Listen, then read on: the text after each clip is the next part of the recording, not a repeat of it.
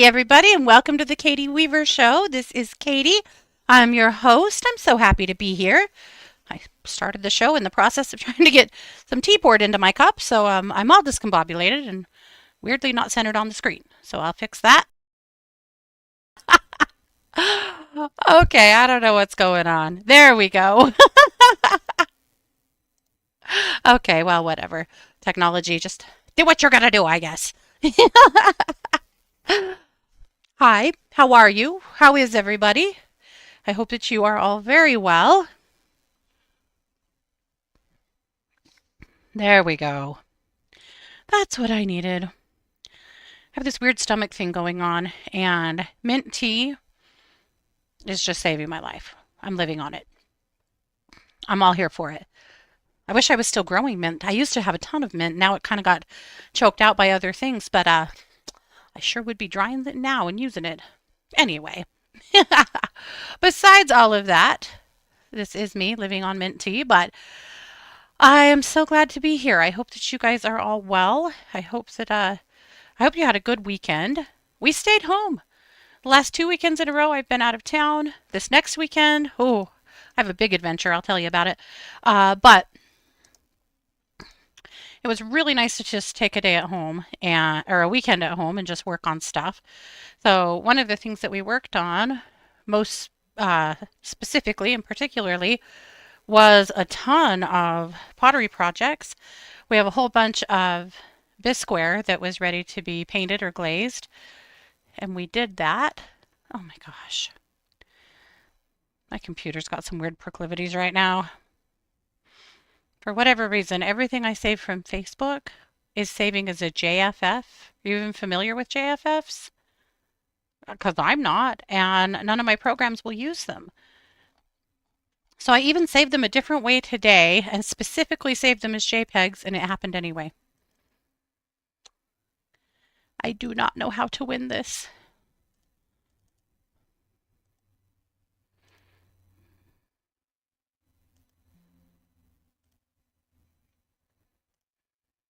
But I have some things I want to show you. So let me see. Let me see if I can get them to upload. But yeah, we did a ton of pottery this weekend, and it was awesome. So I'm very excited about that. One of the things that we did that turned out so amazing, and I have to tell you about the amazing use of technology here. And it is the use of AI, and I understand the arguments against AI, and I agree with them as well. But this has really just turned into something that was so cool. So I went to an AI program and asked it to reimagine or imagine for me a photo of or a line work drawing actually of a cauldron mug with a large handle and 3 feet. So I was able to get a decent line work drawing of that. And then I took that and I went to another AI program that I subscribe to that you can put in pictures of things, and this AI program will draw, or not draw, but will come up with a 3D print file for you, which is huge because that is a level of computing that I don't have. Neither of us do actually. So, and it's really not foolproof. Sometimes it works out really well, and sometimes it makes you the weirdest shit you've ever seen. So, it doesn't always work, but when it does, it's pretty cool. So, with that being said, I was able to draw or to come up with a 3D print file. Then Scott took the 3D print file and altered it somewhat to make sure it was what we wanted. And then he printed this item, this mug. So we had a printed version of it. And then we took the printed version of it and we went through the process of making a slip mold. And so what slip molds are is they're molds that you pour liquid clay into that you make them out of plaster. So you pour the liquid clay in, and the plaster leaches out the water, so that what you have left is your item, right? That's how the science of it works. It's actually, I think, pretty amazing. So we went through the process of making a slip mold. We've never made one before. Lots of steps, lots of hours. It's hard work, but turned out to be very worth it. So we made the slip mold. Then the slip mold had to dry for a few weeks before it was able to be used because, you know, you want it to be super dry so that it can actually absorb the stuff that you're trying to absorb, obviously, so on and so forth, right? So once that was done, we went ahead and poured the mug. And once the mug was poured, then we took the mug, we cleaned it up, we dried it for a couple of weeks, then we put it in the kiln and heated it to 1850 degrees to turn it into bisque. And bisque basically is clay that is partially fired. So it's not vitrified, meaning that it's still absorbent, but it's strong enough that you're not going to break it by handling it. Then I went to the process of painting it and glazing it, and then it went back into the kiln to be heated to about 2250 degrees. And this is what I got. I'm really in love with the glaze. It turned out so pretty. And some of the depth I know is very hard to see, but this is how it turned out. Fatal flaw. I didn't notice until we bisqued it that the handle was hollow. I don't know if you can tell. Yeah, you can see it. See? This can't ever be a mug because you can't sanitize that, right? You get your coffee inside of that hollow handle, and how you getting that out? You can't. So it's going to be a planter, and we've already poured a new one and made sure that the handle was completely solid because obviously that has to be the case for it to be food safe. But I am so in love with the way this turned out and so blown away at the process of making it with the tech available to us. It's amazing. It's absolutely amazing. So wanted to share that one with you because I'm still blown away at how cool this is and how the process of it worked. Kind of sad that that handle is empty, but it's okay, right? It'll be a beautiful planter for something small, or even just, I'm just going to take it to our fair, but it'll be beautiful on somebody's desk with, some pens and pencils and stuff in it, or whatever they decide to use it for. So all is not lost, but, and I'm just making another one, so it'll be fine. And now I've discovered a glaze pattern here that I think is really freaking cool. So anyway, that's what's up. I forgot to say, I was so busy worrying about my tea, that I am over on 12radio.com and I'm over in the chat room. And you can find that by heading over to 12radio.com and click on the chat button. Or you can watch this rather than listen if you want to, and you can do that by going over to Facebook or YouTube and look for Katie Weaver Domestic Mystic. I have got a show for you. I'm so excited. And you probably realize that I put a fair amount of time into prepping for my shows and for Luminous and trying to bring really interesting content. And oh, today I'm so excited. So excited. Yes. Right, Sid, it is so interesting, all the steps that it takes. It's just fascinating stuff. All of this pottery and whatnot. I actually have the bisque last night and it's too hot to take out of the kiln yet, so I can see if I was successful or not. But I'm still working on my ghost bathroom. And I made these cute little ghosts that are going to be shower curtain clips that hang along the top of the shower curtain. And I made a ghost soap dish for the sink. So fingers and toes crossed that they didn't blow up in the kiln. But, and those weren't poured. They were hand built out of clay. And oh gosh, my skills are so, well, funny, but but it's fine. I'm here for it. But here's a few other pieces that came out that I was really happy with. Two little watering cans that turned out so cute. I think yellow and blue is such a pretty combo. I also think gray and pink is a beautiful combo. I made two of these little heart baking dishes. I was so in love with them. I love the way the glaze came out, but they ran onto the kiln shelf, and to get them off the kiln shelf, they had to be broken. You can see the break in this one somewhat. I actually glued this one so that it doesn't keep breaking, so I can just leave it on the counter to throw sunglasses and keys and random candy and stuff into because I don't want to throw it away. But the other one got broken into many pieces, and poor Scott, in doing so, got quite the cut. Yeah, he, I noticed in this picture you can see a package of Band-Aids right underneath the heart. That's why.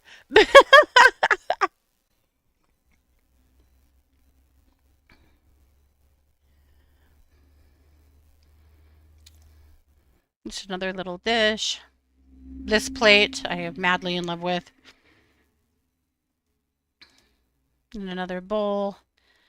And then these guys. These are some molds I got from a lady here whose great grandma was a ceramicist, and these molds are from the 60s. And they're just these cute little leaf dishes. The littler one, you can't really tell, the long one, but it is convex, it is, or not. Is it convex? Well, anyway, it is dish shaped. How's that? I'm mostly in love with these guys. They turned out so pretty. Anyway, so I'm so excited because we have a fair. We have the Fall Psychic Fair at Healing Hands on the 12th of October. So that's basically what I'm doing right now is trying to get ready for that fair. And then I'm going to start thinking about Christmas because a lot of people in my family are going to get pottery this year. I'm sure they've already figured that out. And then I just wanted to share a sweet story about Luca. Now here's my Luca. This is a shot. This is in my office next to my chair.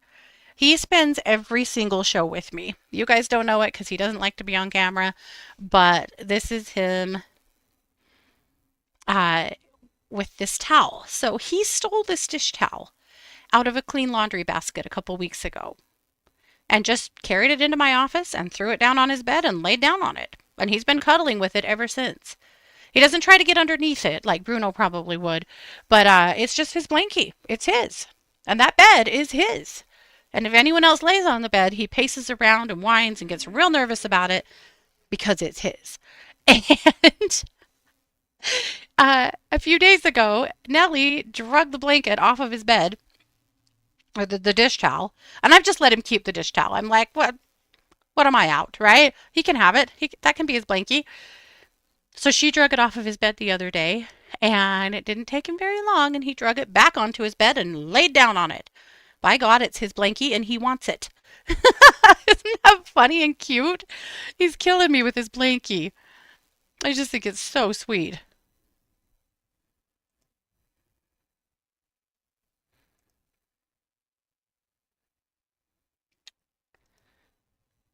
Okay, trying to get back to business here. Yes, I just think it's adorable. He's so funny. So there's Luca and his little blankie. So let's talk about the show today because I have got plans for us. We are going to do an 8-minute meditation later on in the show, so know that if you're wanting to take part in that, you're going to want to be in a spot where you can relax for a little while and join me in that. But before that, right, Sid? Well, right. Sid said that's so cute. How Luca claimed the dish towel shows how smart dogs are. They want agency. Perhaps that towel is extra fuzzy or something. It isn't fuzzy, but it's just, I think you're right, though, that it's his. These beds are important to him. They're his. There's actually two, and he alternates which one he sleeps in. Right now he's in the mushroom bed, but the little mushroom bed I bought for Rico last summer, while Rico was still with us.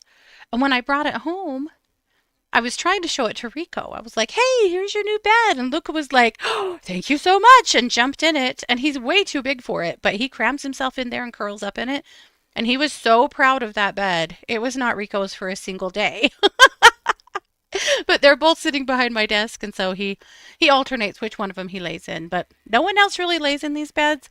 Nellie sometimes will lay on the pink one, but again, he doesn't fight her, but he doesn't like it. These are his beds. Thank you so much. Oh gosh, he's just a funny guy. All right, well, let's get into it. So, let me tell you what encouraged this episode. I found an article about a piece of elk skin that was found that was believed to be by the Pawnee, and it is a star chart that is very accurate to the night sky. And it has been dated back to the 1600s. And I just thought that was really fascinating. And of course, we've heard a lot about, ancient astrologers and astronomers and the crossover between the two. But I thought it would be fun to do an episode in which we talk about a bunch of these things and I share with you some of the stuff that I have found. So I'm going to bounce back and forth between Luminous and between a slideshow that I made for this purpose. But that's where this came from, was just reading a really fascinating article about this star chart and just really wanting to share it with you guys because it's amazing. So I called this edition of the magazine Star Wisdom Across Time. So in my musings, I put together an entire article about this. So the star chart is believed to be painted on elk skin and used by the Skiri Pawnee priests to tell an origin story, which I just thought was an incredible thing. So it wasn't just a map of the stars, it was also a ritual tool and their story all rolled into one. Isn't that what astrology really is in so many ways? So we know that across the globe, honestly, for time immemorial, we know that people have been trying to find meaning in the heavens, right? People have been looking to the stars to try to find meaning for time immemorial, just like we are. So I wanted to go through some of the most amazing things that have been found. So we'll start with the Pawnee.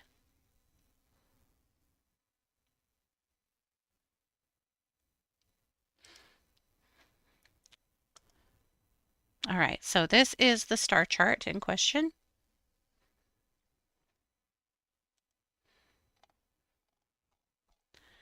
Get back to my notes here. Okay, so this, of course, was discovered in North America, pre-contact. They figure around 1600 AD. Painted on elk skin, and it wasn't about navigation. It was about their origin story, and it was passed down from one priest to the next, or leader. I think priest is such a strange term for that, but it's fine. Each constellation carried a place in the tale of how the universe came to be. Isn't that amazing? So they had this map or chart, and then they had all of their oral history that was passed on from one spirit leader to the next in sharing these stories and this piece of elk hide.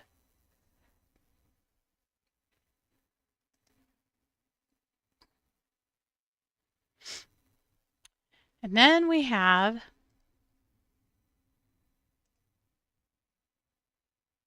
the Malapin. Let me check. Mulapine. Mulapine. I put together a list. I knew I wasn't going to get these right. The Mulapine was dated from Mesopotamia 1000 BCE. It was two clay tablets that list over 60 constellations, rising and setting dates, and celestial omens. This was it was kind of like a farmer's almanac and partly an astrological guide and partly a cosmic order book, kind of just all mixed up together. It's further proof that the ancients used the stars in multiple ways, a lot the way we do now.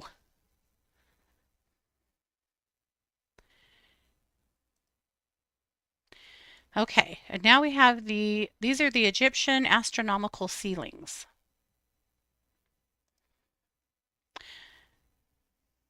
This is from Sennemut's tomb ceiling. It shows the northern and southern skies with star tables, planets, and deacons. This has been tied to timekeeping as well as to divine order and royal legitimacy, all tied in together. If the stars said it was so, by God, then it was so. God, let's hope that our current governments don't start trying to use the stars for their legitimacy. Please don't. Oh no. Anyone. Okay. Then there is the Dendera zodiac. Look at how cool this is. So this was from 1st BCE. It was carved into the Temple of Hathor, and it's a cosmic mandala of planets, zodiac signs, and stars. This map has been one of Egypt's most complete sky maps. And again, it indicates that it has equal parts of astrology and ritual associated with it.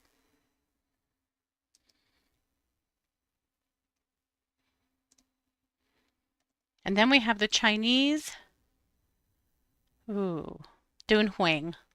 Dun, is that correct? I looked it up. I believe that's so. Dunhuang Star Atlas. This was found, this is dated to the 7th to 10th CE. This is the oldest complete star atlas in the world. It was painted on a scroll. It still exists. It shows constellations with remarkable accuracy, proving the ancient China's stargazers were systematic as well as spiritual.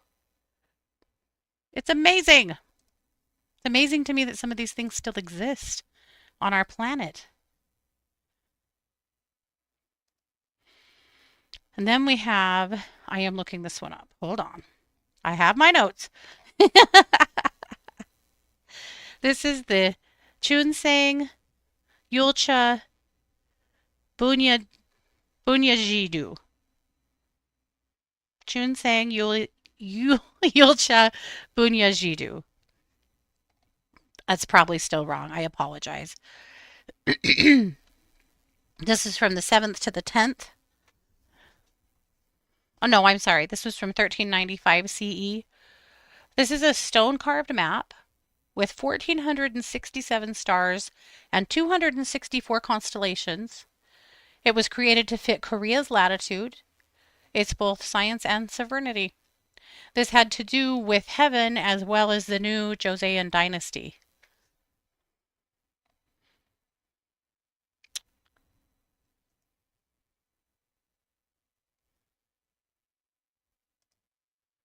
And then we have the Maya Dresden Codex. Look at how cool this is. It's pre-Columbian. This was a painted bark paper book that holds Venus and lunar tables so precise that they modern rival or they rival modern astronomy. Remember that show? Oh no, now I can't remember. A something tale. One of you will help me. About the little mice. And there's the song somewhere out there, right? And even though I know how far apart we are, uh, it helps to think we might be looking on the same bright star. Remember that? That song always sticks with me, thinking about how much more the same we are than different. But I also think it's amazing to think that, you know, millennia ago, people were looking at the same stars that we're looking at now. They haven't changed much. And they were drawing out the things that they were seeing the same way we do now. Are we really all that different? Not really.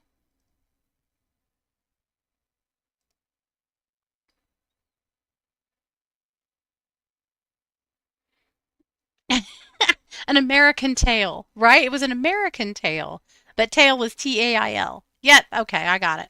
Yes, Lillian said, great. Now all I have in my head is Linda Ronstadt. Yeah, I'm sorry about that. Then we have the Nebra Sky Disk. Look at this. Actually, Nebra, sorry, the Nebra Sky Disk. A bronze disk that was inlaid with a gold sun, moon, and stars, and most likely the Pleiades, along with arcs marking the solstices. Incredible. 1600 BCE from Germany.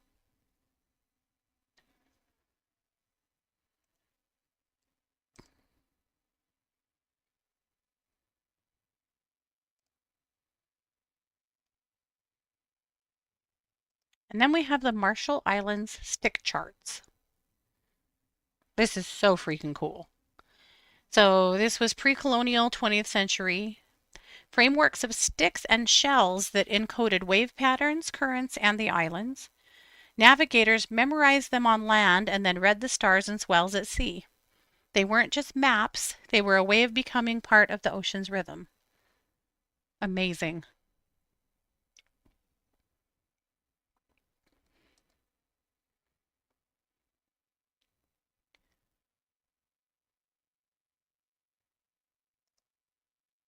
Well, see, Sid, you're going to have to go watch American Tail now, just so you can listen to that damn song. All right, these are the Carolinian Polynesian star compasses.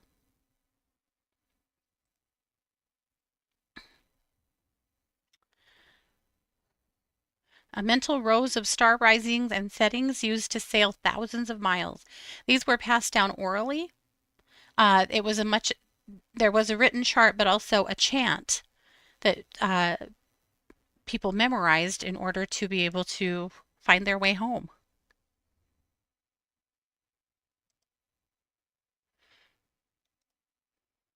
And then we have the Mayan.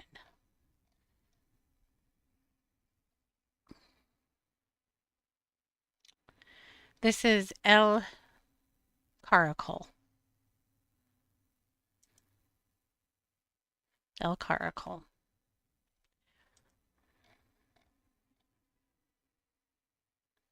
This is a round tower whose windows and axes align with Venus's extreme positions. When Venus appeared in the sky, rulers acted because the temple itself told them it was time. Now we know that sometimes their spirituality would not be something that we would condone today, because we know that some of these cultures did things like a human sacrifice and stuff. But in their time, this was how they operated. It's how they worshipped. This is 10th century CE.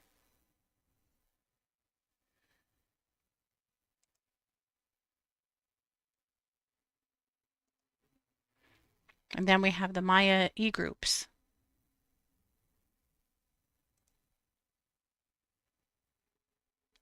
This is the triadic temple complexes that are oriented to solar positions. So they were observatories, but they were also ritual stages where cosmic cycles were held, well, where ceremony was held during cosmic cycles.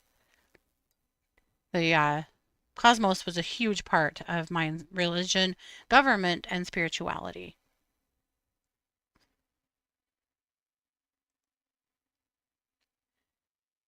And then we have, and it still just blows my mind that these things are still standing. And then we have the Incan, uh, to the notes,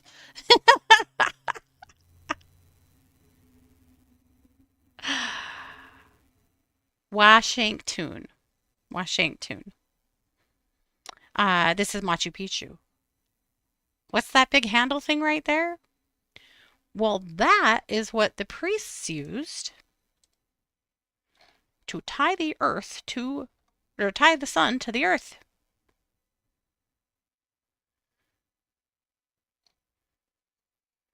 It was considered the hitching post of the sun, and at solstices, priests had a process, a ceremony, to tie the sun to the earth so that it would return each year.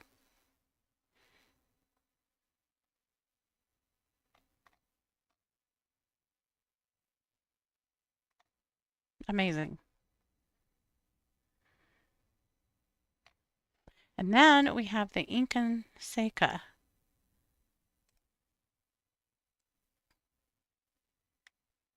So the Incan Seca, this is the Incan Seca system. So there were 41 ritual lines that radiated from the Sun Temple that linked 300 plus shrines or wakas. And people that have studied this system see it as both a human map of time and the cosmos. So again, blending astronomy with social order and history. I find it interesting that throughout time, cultures have found it necessary to find some way to write their history. I mean, obviously, it was also much of it was oral, right? There's a lot of oral stuff that we've lost over the years, but for time immemorial, cultures have found it necessary to write their history to be sure that who they were and what they were doing was immemorialized in some way, whether it was through being inscribed in actual books or being inscribed like petroglyphs in rocks, or it was on a scroll. And again, through chants and songs and stories, I think it's all really fascinating. Why is it that human beings, long before the age of technology, felt such a compulsion to record their history? I mean, I'm sure there's obvious answers, but I just still think it's really fascinating that even from ancient times, people felt like they needed to share their story. I think in some ways, and I'm sure there's an argument against this, but in some ways to me, people need to and want to be heard, right? They just want to be heard. They want to matter. When they're gone, they want somebody to remember them. Maybe? I'm sure there's a lot more answers than that. But I know that it's human nature to want to be heard.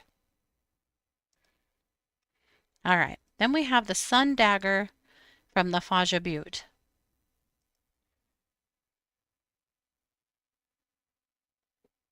So this was found in Chaco Canyon, uh, 1000 to 1200 CE. Slabs of rock that cast dagger-like beams of light onto spiral petroglyphs, marking solstices and the rare 18.6-year lunar standstill. So this was a cosmic calendar that was carved into stone and shadow and that lined up perfectly with solstice events. Amazing.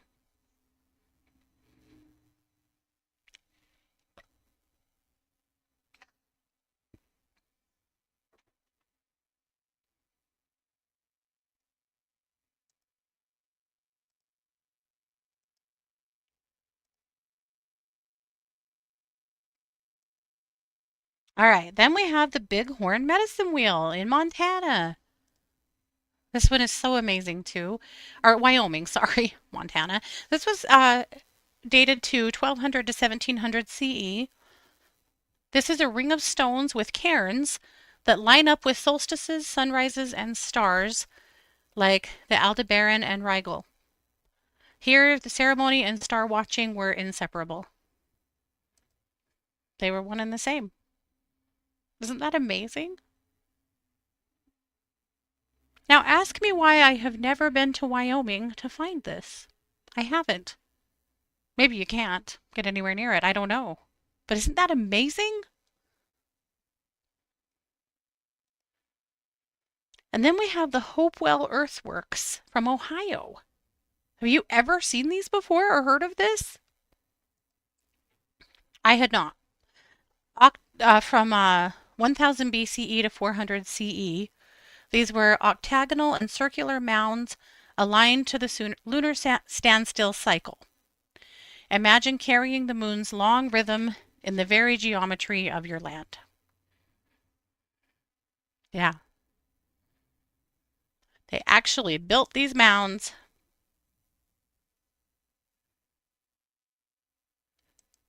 with the intention of mapping out the moon phases. Isn't that incredible? Yeah, if I figure it out, Lillian, and go, I will definitely take a detailed diary for you guys. Okay, now this is from Greece, and I think this is absolutely amazing. But I'm going to look at my notes so that I pronounce it correctly. This is the. Sometimes my notes don't even help. The Antikythera. The Antikythera.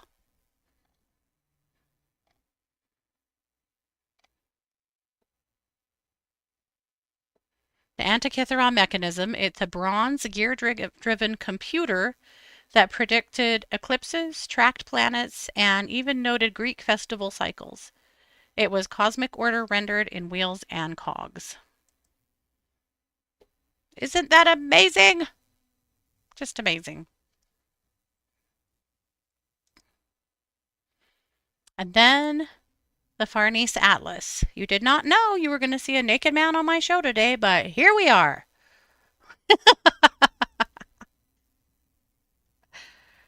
So this is a marble statue of Atlas.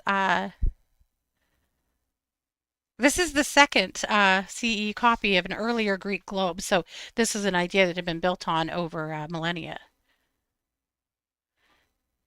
So this is a statue of Atlas holding a celestial globe with 41 constellations.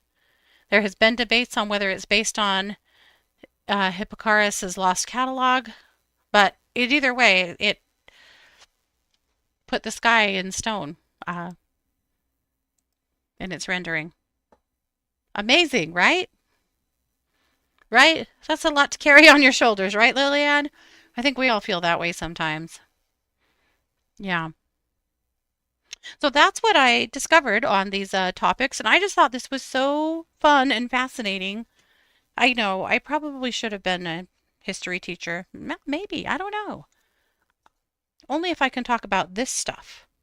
Oh, Sherry said they put that on a building in Tulsa. Interesting. Yeah. No, Lillian.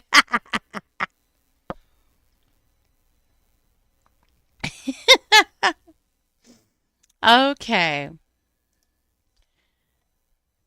But my last thought on that was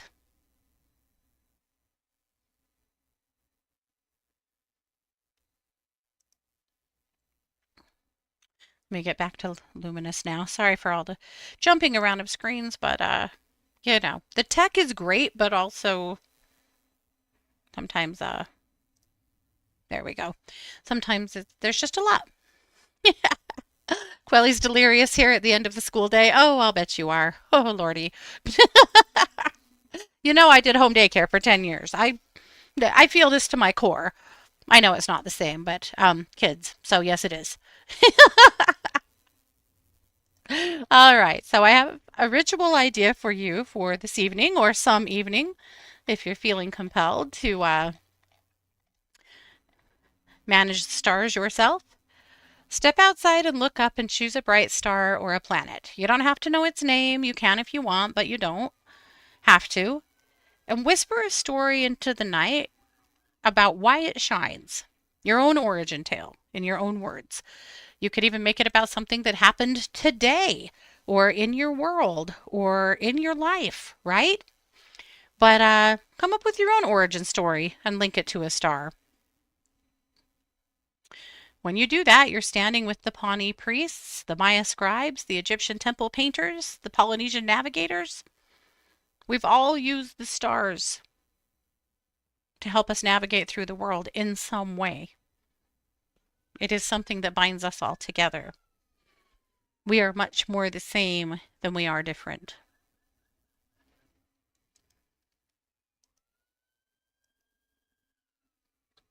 Kelly's article in Refeminist History this week is called, and there's a podcast as well, there's a link here, but When Whistleblowing Blows Back, Why Women Pay the Price for Speaking Up. Why do they? When women speak up, what are they accused of? Attention seeking, liars, drama queens. Why is that? She has some great thoughts here.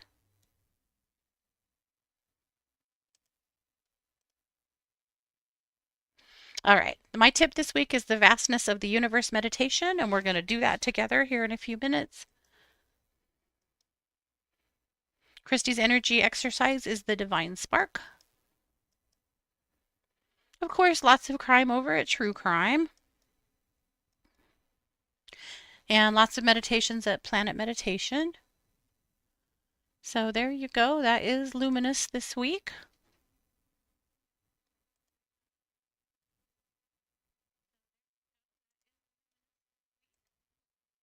Oh, let's see.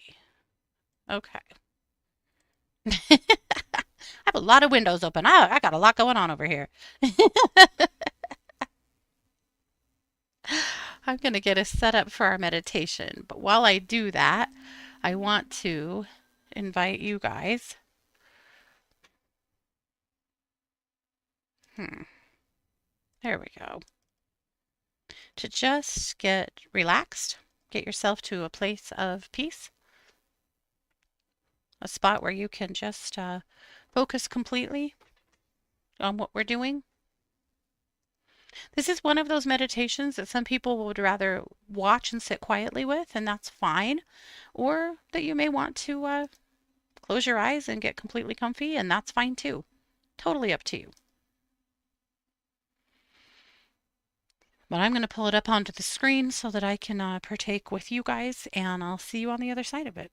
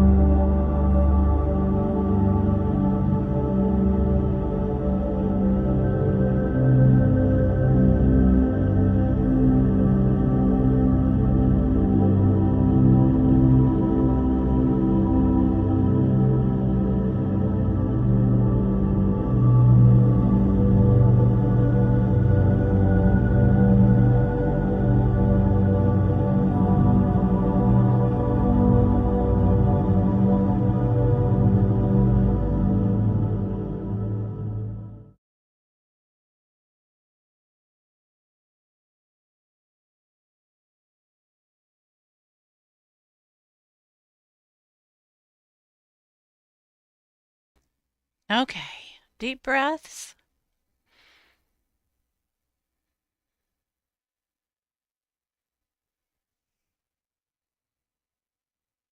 Beautiful.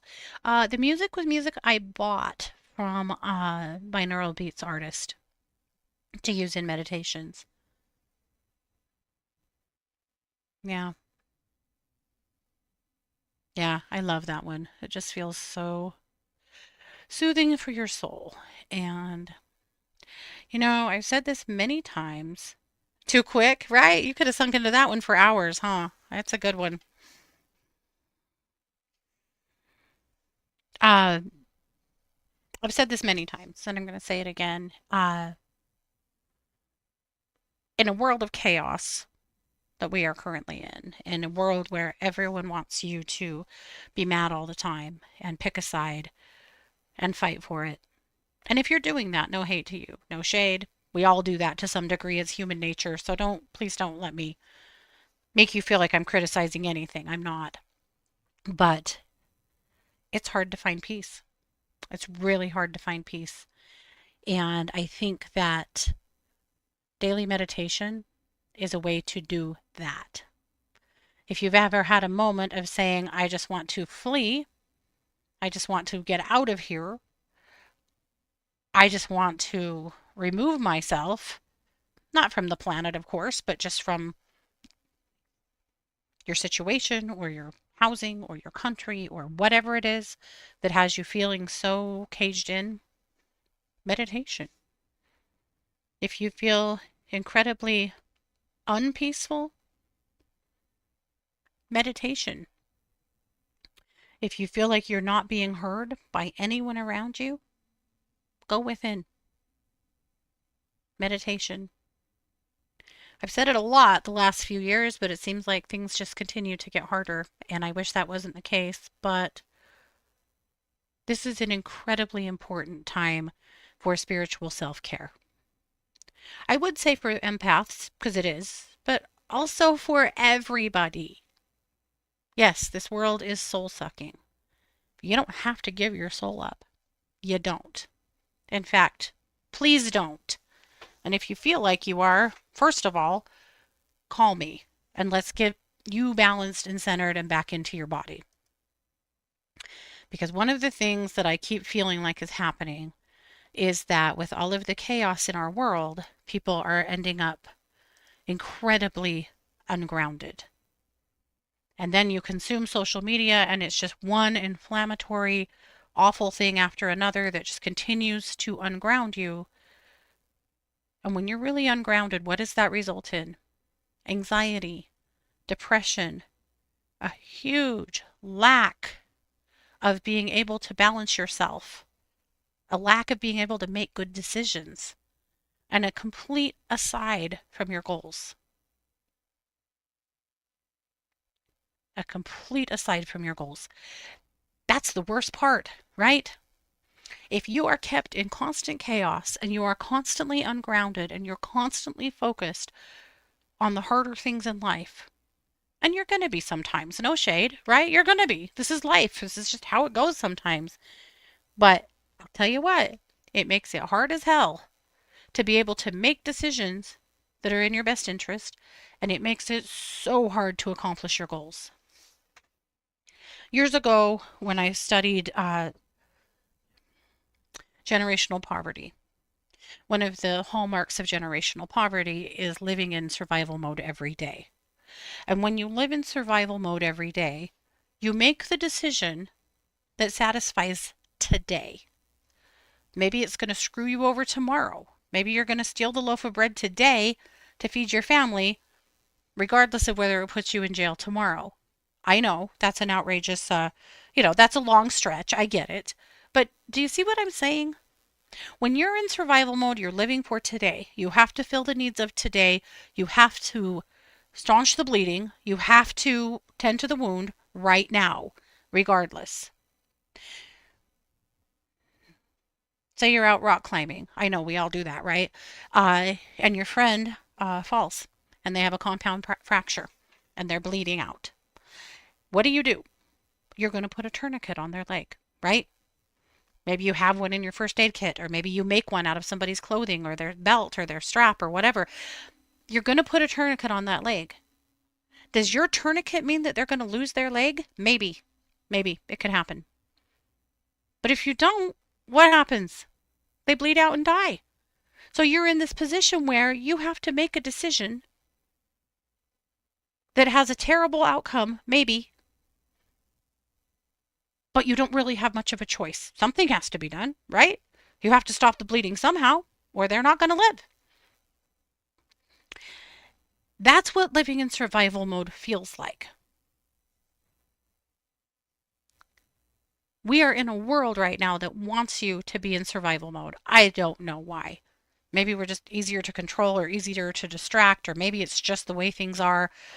I don't know. But what I know is when we are all living in survival mode, you cannot accomplish your goals. You can't make great decisions for tomorrow. You're too busy worrying about everything that's on your plate in front of your face right now. If the house is burning down, you have to do something about the house burning down, right? So, with all of that being said, yeah, a fearful society is a controlled society. Yes. And that doesn't matter what your ideals are. It doesn't matter what side of anything you stand on. If we're all in fear and chaos and fighting with each other all the time, we are damn easy to control. So, meditation, spiritual self-care, drumming, singing bowls, flutes, solfeggio tones, binaural beats. Maybe you're already doing those things. Awesome. And also, and obviously, very limited interaction with social media right now. Just very limited. If your social media is enraging you, get off of it. If it's keeping you from doing what you need to do in your life, stop. Go watch a movie or listen to an audiobook or do something else instead. You don't have to spend your time there if it's not feeding your spirit. And I'm talking to myself as much as I'm talking to you guys. This is a really, really potent time to create peace within yourself so that you can send those shockwaves of peace out into your immediate world. This is a place that you can, without a doubt, nurture yourself and care for yourself and find meaning and purpose in the things that are important to you, regardless of what's going on in the world. So it is my greatest wish for all of you, myself included, that we unplug more. We do more creative things. We do more things with our hands. We meditate more. We spend more time outside, and we worry a whole lot less about what shitty things somebody around us on social media is saying. It's not feeding you. It's not feeding me. Why are we falling for this? No more, right? No. Let's just link arms together and take care of ourselves and take care of each other and know that we can make the world a better place just by being in our own peace. You are a collective. We are a part of the whole. So how you do and what you do, it matters. Make it matter in a positive way. Thank you so much for being here. This has been yet another production of The Katie Weaver Show here on 1-2 Radio, where we're changing the way you listen to the world.